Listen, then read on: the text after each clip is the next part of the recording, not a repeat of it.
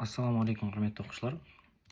Бүгін біздің 13-ші сабаққа қош келдіңіздер. Бүгін біз алдындағыдай тест талдау жасайтын боламыз.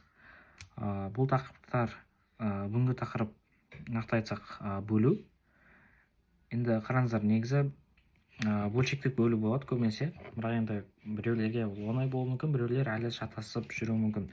Сондықтан бұл сабақ математикасы орташадан төмендерге арналған деп ойлаймын.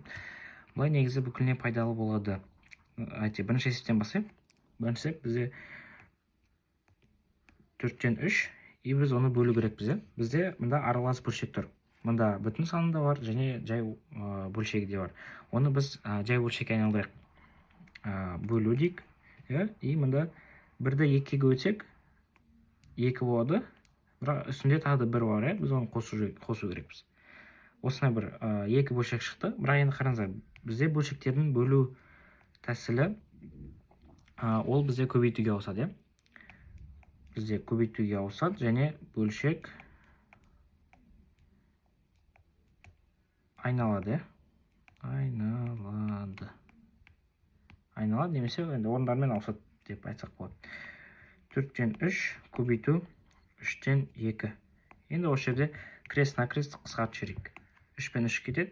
Мұнда 4 пен 2 қысқарады. Үстінде 1, астында 2 қалады. Сонда жауабы бізде 2-ден 1 болады. Жауабы Б. Екінші есеп көшейік. Екінші есеп, қараңыздар. Мұнда жай ғана бүтін сан, минус 8. Енді минус 8-ді қалай айналдырсақ деген ой келуі мүмкін. Біріншіден көбейту минус 8, бірақ енді ол қалай болады? Негізі минус 8 бөлінген 1, ол бізде минус 8 ғой. Сондықтан біз осыны қолданамыз. Енді мынау бөлшек ретінде айналдырсақ, ол бізде былай болады. Минус 1, астында 8 болады. Осылай. Мынау қала береді, алдыңғы бөлшегіміз қала береді. Енді қараңыздар, 2 бөлшекте минус, сондықтан минусты минусқа көбейтсек, ереже бойынша бізде плюс сан шығады. Сонда бізде 4 бөлінген 5, көбейтілген 1 бөлінген 8. Дайте қысқартып жіберейік. 4 пен 8 қысқарады. Астында 2, үстінде 1 қалады. Жауабы 10, үстінде 1. 10-нан 1. Жауабы Д. Үшінші есеп, қараңыздар, сәл қиындау. Бірақ давайте шығарайық. Тен. Бірінші бөлшекті айналдырайық өзімізге ыңғайлы болып. Астында 3 болсын. 4 бөлшекке өтсек 12 болады. Енді біз үстіңгі санды іздеп жатырмыз ғой. Алымында болатын. Енді сол 12-ге біз тағы да 2-ні қосу керек. Сол кезде 14 болады. 14 бөлінген 3. Көбейту минус. Мұнда астында 6, үстінде 7 болады. Енді қараңыздар. Жоқ, мұнда бөлу. Енді біз ауыстыру керекпіз. 14 3 көбейту минус. Мұнда 7, астында үстінде 6. Осылай. Енді көбейтейік. 14 пен 7 қысқарады. Мұнда 1 қалады, үстінде 2 қалады. Енді қараңыздар, 3 пен 6 қысқарады, үстінде 2 қалады. Сонда жауабы 2-ні 2-ге көбейтсек 4, бірақ бізде минус бар, сонда минус 4 болады. Жауап минус 4. Түсінікті болып жатыр деген ойдамын.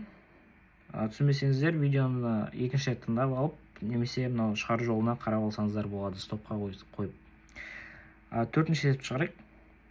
4-ші есепте бізде қараңыздар. Есептеңдер.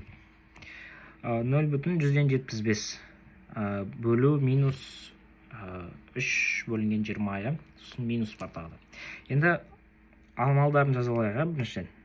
Бұлай болсын. Мынау бізде бірінші амал, мынау бізде екінші амал, мынау бізде үшінші амал. Жақсы ма? Осындай 3 амал. Енді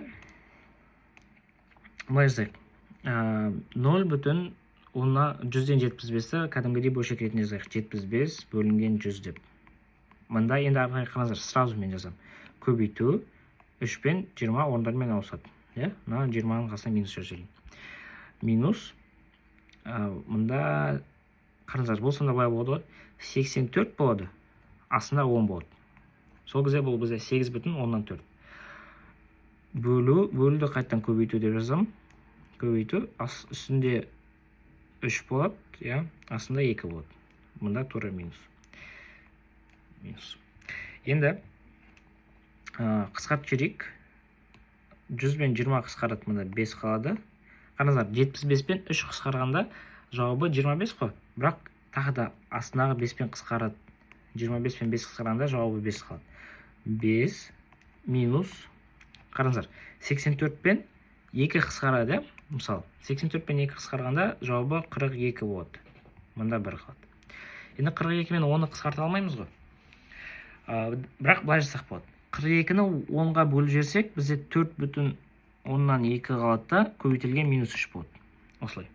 Енді осы амал, қараңыздар, бірінші болып орындалғандықтан бізде 2 минустар плюсқа айналып кетеді.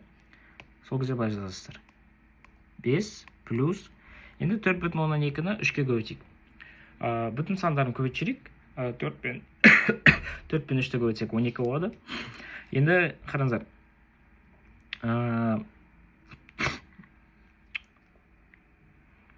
Так, біздің есебіміз шықпай қалып жатыр, иә? Қазір есебіміз шықпай қалады ғой біздің.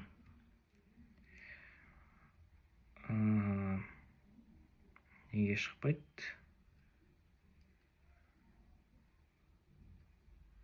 Он 2 болады. Қараңыздар, мұнда минус 5 қой. Мұнда минус 5. Минус 5 қосу 12,6 болады. Осылай. Енді қосылғанда, минус пен плюстан қосылғанда, біз оларды просто азайтысылайға, үлкенен кішіне азайтысақ. 12,6-нан 5-ті азайтсақ, бізде 7,6 шығады. Жауабы С. Осылай кейде визуально көрмей қаласыздар, бірақ сасқалықтамаңыздар. Өйткені мүмкін бүкілі дұрыс болды, мысалы біздің ситуациядағыдай. 5-ші есепті шығармай қойық. Бұны сіздер өздеріңіз шығарып көріңіздер. Өзіміз 6-шы есепке көшейік. 6-шы есепте, қараңыздар, оқушылар. 6-шы есепте минус 32, қазір. Мұнда былай көрсек, минус 32,7. Мынаны бүкілін бір А деп алайыншы. А тең 0. Енді қараңыздар, мынау 0-ге мән беру керек. Неге? Мынаны шығарып кетуі мүмкін біреу. Мынау жақшаны ашып, әрқайсының жақшаның ішіндегілеріне көбейтіп, мысалы 32,7-ні. Бірақ оның көбейтудің смыслы жоқ. Неге? Өйткені мұнда көбейтіліп тұр ғой. Мысалы 32,7, мынау жақшаға көбейтіп тұр, аға. Бірақ мына жаққа жіберсек, мына жерде бізде 0 тұр ғой. 0 тұрғандықтан сізде без разницы, сізде мынау жақша, скорее всего, 0-ге тең болу керек.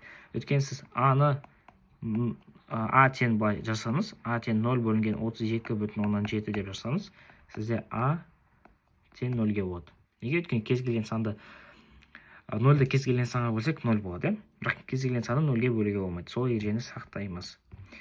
Енді былай жазайық. Мынаны өшіріп жіберейін. Енді бізде сонда былай болады.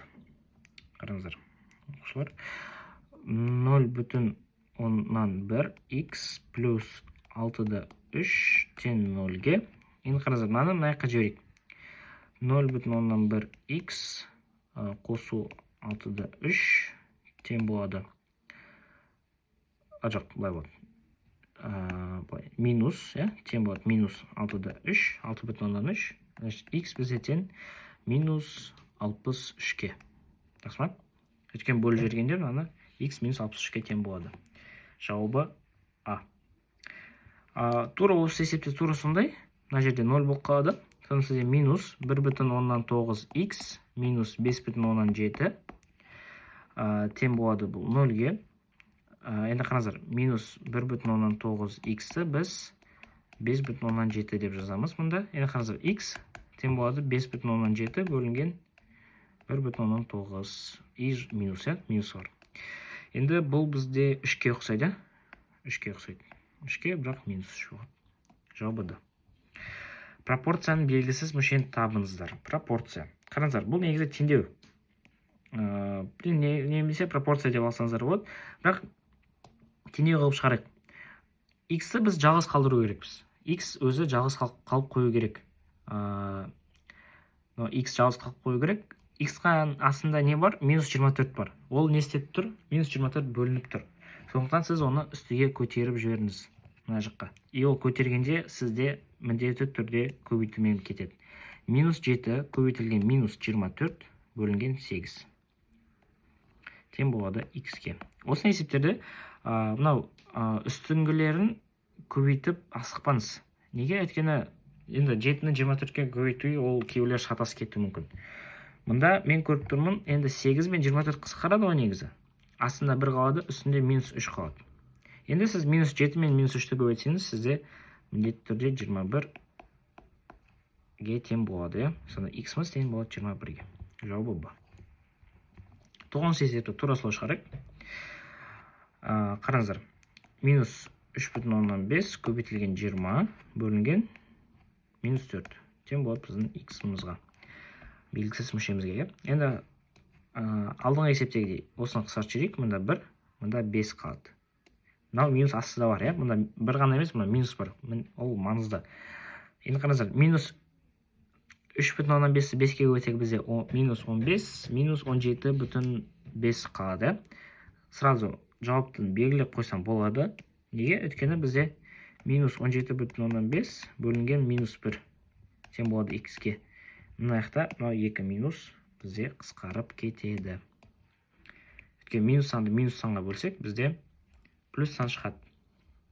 Және бізде 1, астында 1 болса, бізде тура сол санның өзі шығады.